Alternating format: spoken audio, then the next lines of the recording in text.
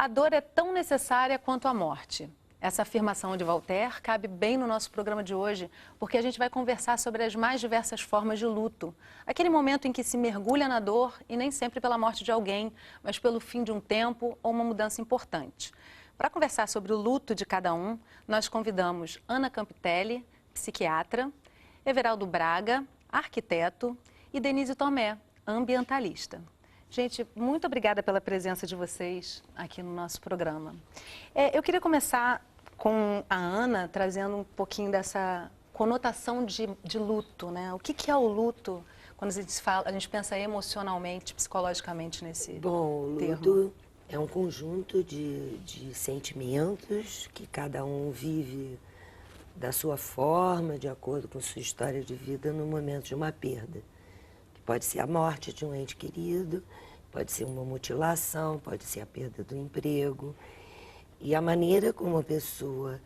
É um tempo em que a pessoa precisa para elaborar essa perda e ir trazendo para dentro de si, porque a pessoa, quando perde alguém, é muito comum, não é?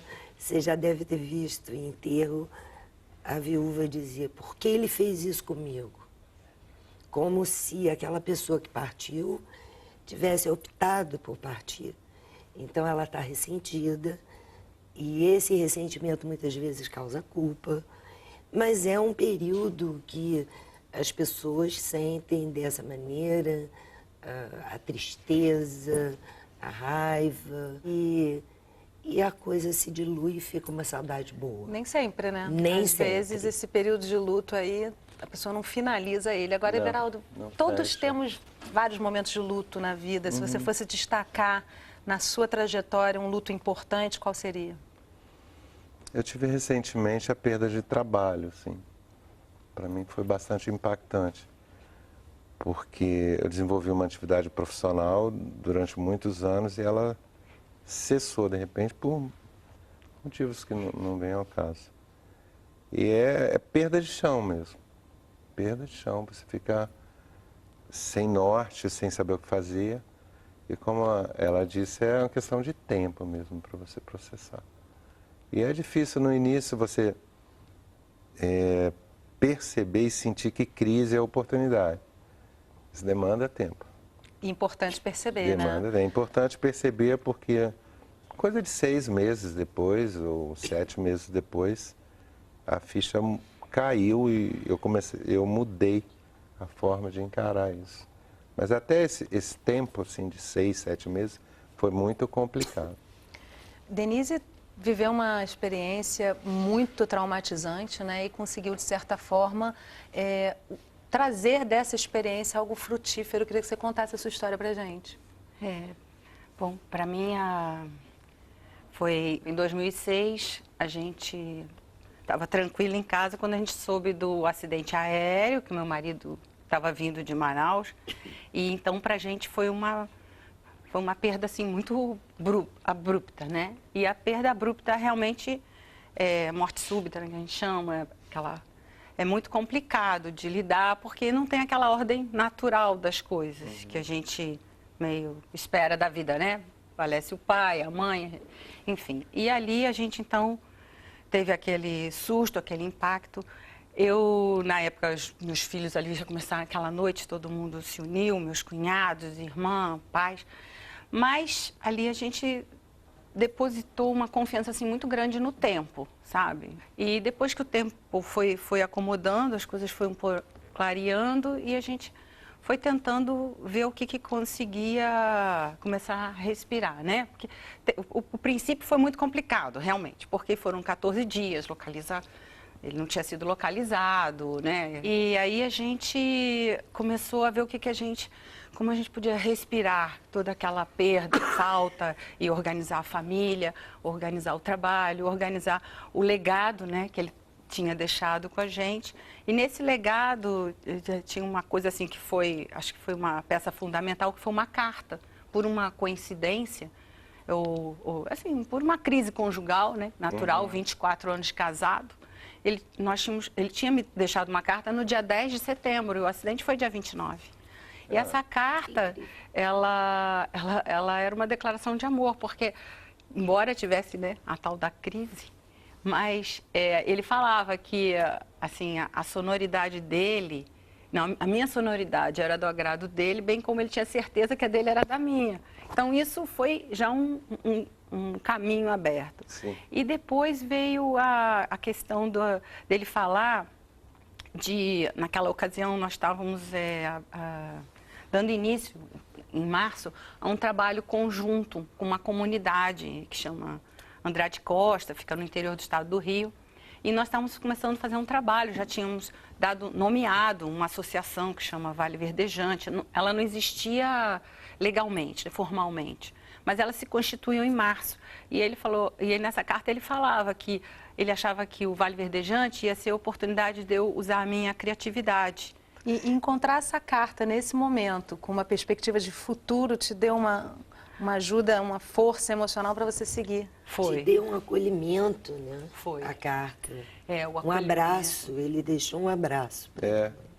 Foi um grande Muito incrível. Isso é importante, né? Agora, você trouxe uma questão do tempo, né, Ana? O tempo do luto, ele é realmente necessário. No caso, a Denise trouxe a questão dos ritos, né? Assim, essa percepção de tempo. É realmente necessária, né? Muito Não dá para pular esse momento. Não dá né? para pular. Eu lembro, eu levei 10 anos para engravidar do meu filho, do meu primeiro filho. Então, você pode imaginar, eu tinha um diagnóstico de esterilidade. Eu já vivi um luto de um diagnóstico equivocado que me deram aos 19 anos, que eu não poderia ser mãe. Então, você pode imaginar o que foi a gravidez e o nascimento desse filho, né? Eu estava em análise, porque eu estava em formação. Aliás, com 1 ano de análise, eu engravidei. Vai entender, contrariando o diagnóstico lá atrás do Papa. Desculpa te interromper, Ana. Você está trazendo, no caso, esse período longo que você desejou ter um filho. E aí eu queria trazer a questão da resiliência. O quanto de resiliência, até de insistência, de continuar, de ter certeza que você vai encontrar um novo espaço, né? É a proporção. O que você encontrou de resiliência nesse momento difícil que você viveu, Veraldo? Aonde você encontrou um ponto de mutação ali entre a dor e a necessidade, como você disse, de sair da crise? Onde eu encontrei, neste caso específico, foi entrar em contato com algumas... Não gosto muito de usar esses velhos clichês, né? Mas ter contato com algumas espiritualidades, vamos dizer assim. Né? Esse processo me ajudou muito. Eu fui fazer um curso de astrologia e a astrologia, ela lhe remete para várias outras disciplinas, né? Eu tive contato com o budismo tibetano, assim, na literatura, porque eu sou um tanto avesso a templos, né? A própria psicanálise, que é um instrumento fantástico, assim, e tive contato com algumas outras coisas. E acho que no momento que você encara isso como a jornada do herói, muda o foco. Né? Que a primeira jornada de herói que nós temos, né? A primeira é no nosso nascimento, quando você sai num ambiente aquático, com temperatura controlada, que você não precisa absolutamente nada, e vem para o mundo em que você é aéreo, dá aquela primeira respirada, que arde, deve arder dor muito, né? horrorosa. Os canais se fecham porque a circulação da mãe, exato, o coração do bebê, o canal se fecha na primeira respiração. É um trauma, deve não deixa de doer ser, né? muito. E aí você vai o ter luto que... é a partir de um trauma sempre, Isso. né, gente? É uma percepção de ruptura ali. Isso. Como é que foi para você essa questão? Você trouxe a passagem do tempo, agora eu fico pensando, Denise, assim, você teve essa visão de futuro de que aquilo iria passar? Era inevitável, né? Não tinha como voltar atrás. E hoje em dia também eu trago essa paz, entendeu? Eu sei que tem uma coisa na vida que não tem solução, é para a morte.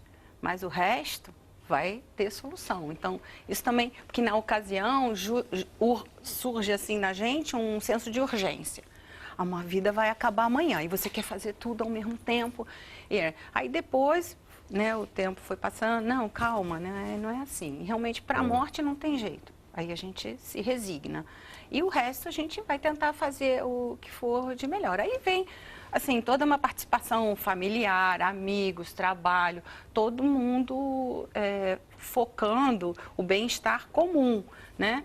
E nessa a gente foi pegando, inclusive, como a gente já tinha dado início a esse trabalho lá em Andrade Costa, né, do Vale Verdejante, a comunidade também estava muito mexida pelo luto. Era um luto muito maior do que de uma família pequena, né? Minha família já é grande, somos 30 primos, 50, enfim, tudo é grande.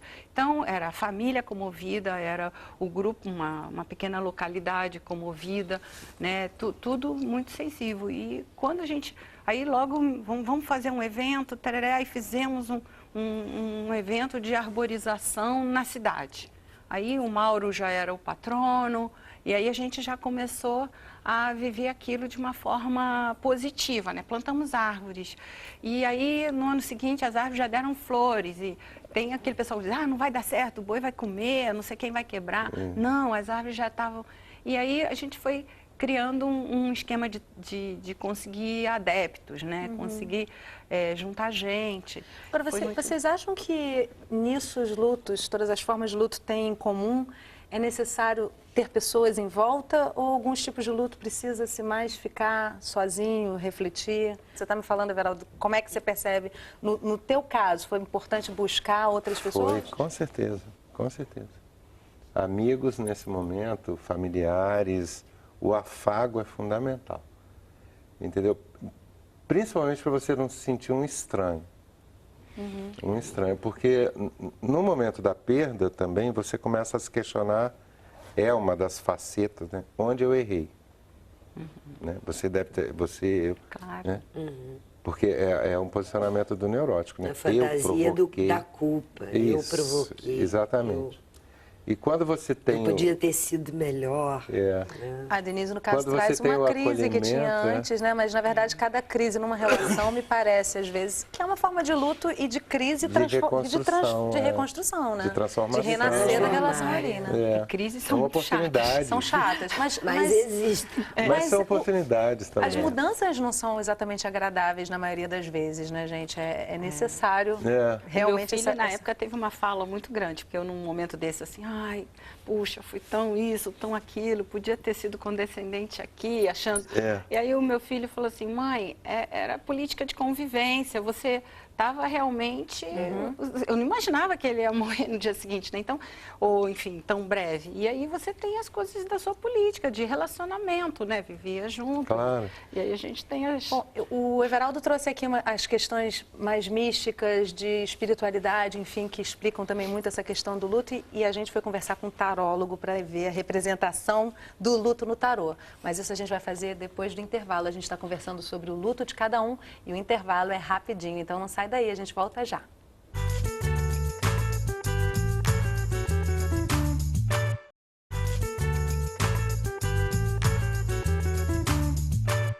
Estamos de volta conversando sobre o luto de cada um. Comigo no estúdio a Denise, a Ana e o Everaldo.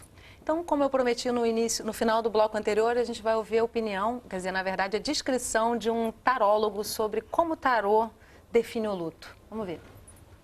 Olá a todos, olá Yasmine. O que eu gostaria de dizer sobre o tarô é o seguinte, o tarô é uma codificação da vida. O tarô é um conjunto de símbolos que representam acontecimentos possíveis dentro da nossa vida. A própria natureza, as próprias construções arquitetônicas, o marketing, ele é cheio de símbolos. Essa é a carta da morte. A carta da morte simboliza que isso tudo está em constante transformação e que tudo que a gente vive, qualquer coisa, está tendencioso a terminar. Nós temos uma tendência a viver essa morte a qualquer momento. Nada na vida é permanente. As coisas estão em constante transformação porque nós estamos em transformação. Então, daí a gente passa por outras fases que são também muito profundas na gente, né? Que eu acho que é a fase da desilusão. O enforcado, quando nós reconhecemos que nós não temos potência mais sobre aquela transformação e nós começamos a desanimar, a ficar pessimistas, a ter uma tendência ao recolhimento, que eu acho que é o simbolismo do eremita. Mas esse recolhimento também, gente, é fase do luto. É importante a gente incorporar esse processo. Só que há uma diferença entre a gente se entregar a isso, se despotencializar, ou uma fase para a gente amadurecer, uma conclusão sobre essa fase. Essa carta da morte não é uma carta ameaçadora. Ela é o anúncio de uma nova vida constante. A morte e a vida caminham juntos. E a cada morte há uma nova possibilidade de vida, há uma descoberta de um novo caminho. É muito interessante, acho bela essa definição, porque na verdade a gente é tão pequeno nessa vida aqui, né, que é dolorido pensar na morte como algo que vá florescer de alguma outra forma, né? Principalmente quando a morte é física de uma pessoa que a gente gosta. Agora, eu queria trazer para vocês uma pergunta sobre até que ponto permanecer no luto.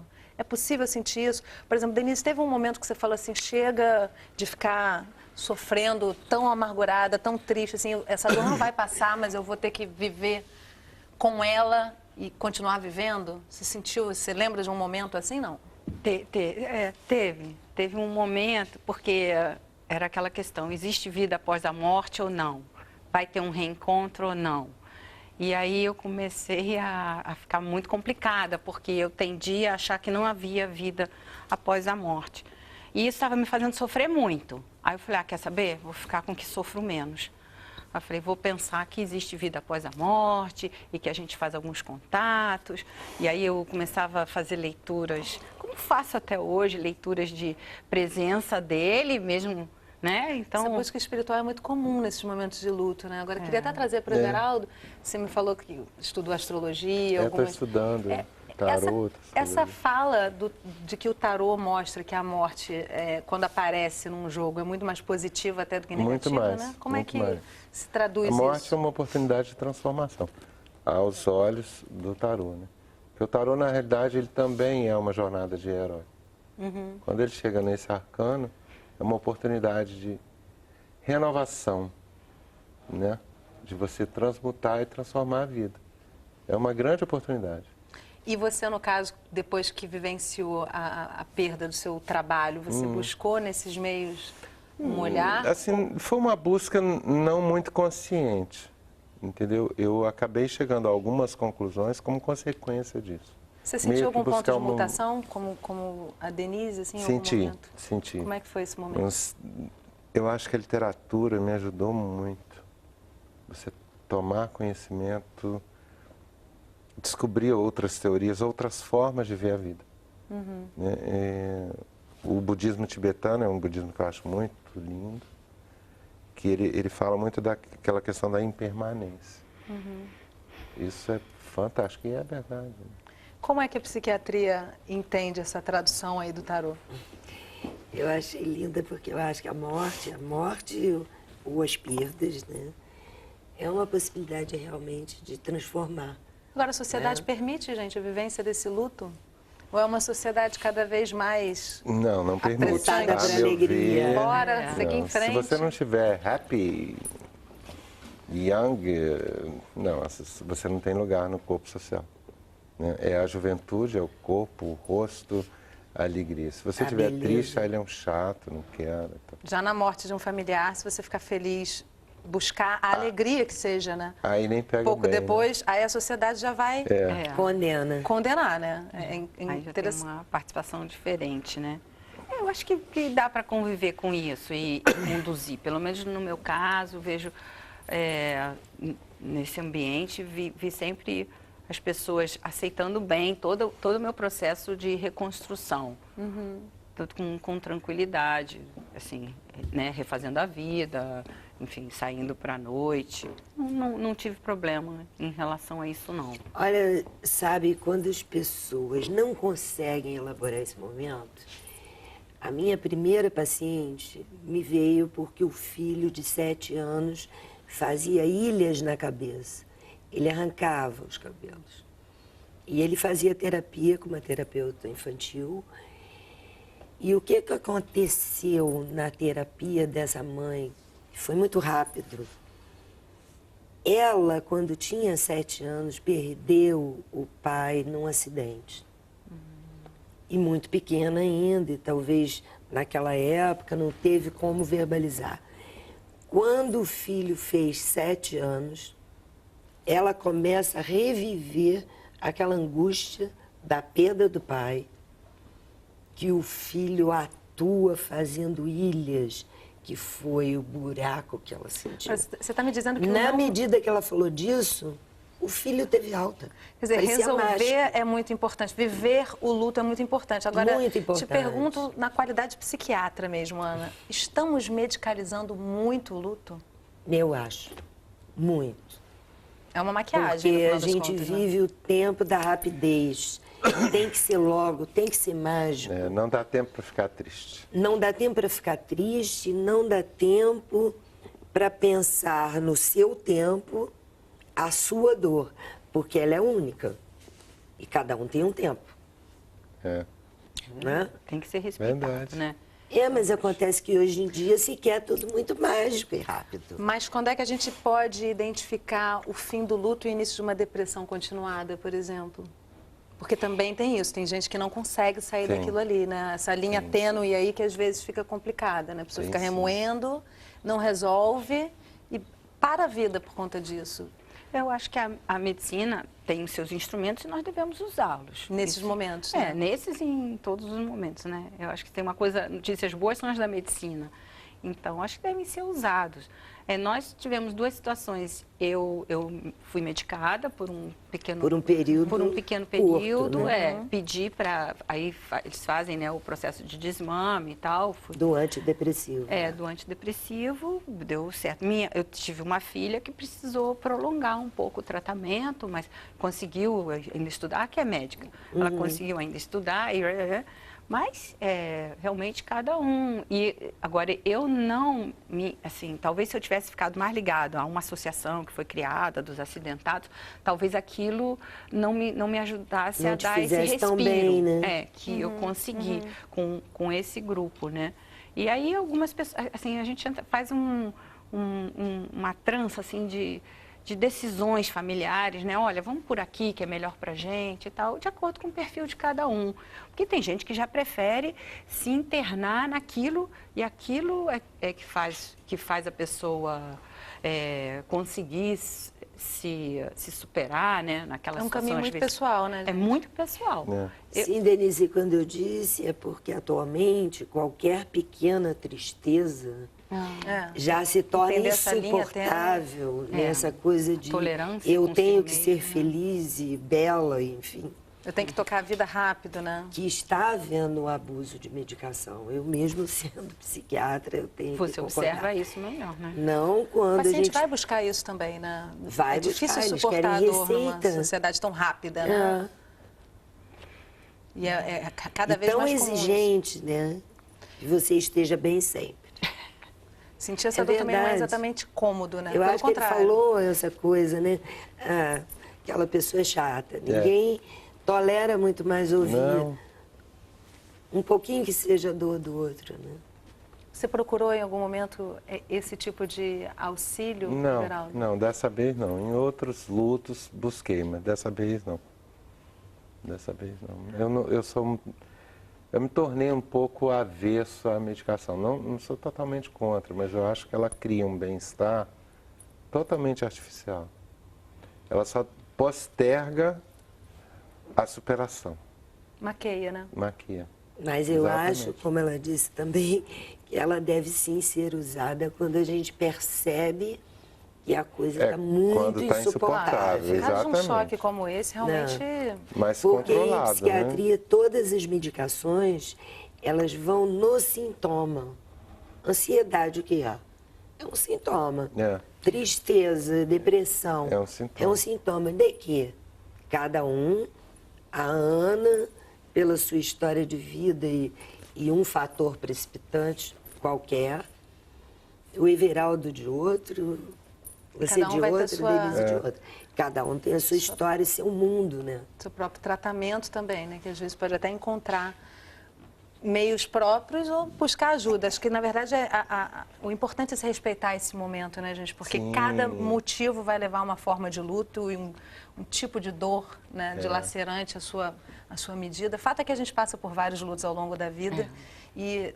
Na maioria Sobrevive. quando não mata, fortalece, né? Então, na maioria das vezes, Eu acho fortalece. que sempre né? fortalece.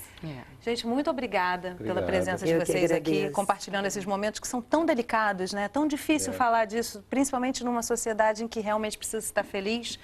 Falar desse momento dolorido e compartilhar só produz uma nova reflexão para quem estiver vivendo alguma coisa semelhante, né? Muito obrigada mesmo Obrigado pela a você. presença de Obrigada a vocês. você. Foi um prazer. E obrigada a você que acompanhou a gente pela internet ou por um dos nossos canais parceiros. Foi muito bom estar com vocês aqui nesse programa em família. Tem algum assunto que mexe com você? Então compartilha com a gente. Entra na nossa fanpage ou manda um vídeo, uma mensagem. A gente se encontra aqui no próximo programa. Até lá!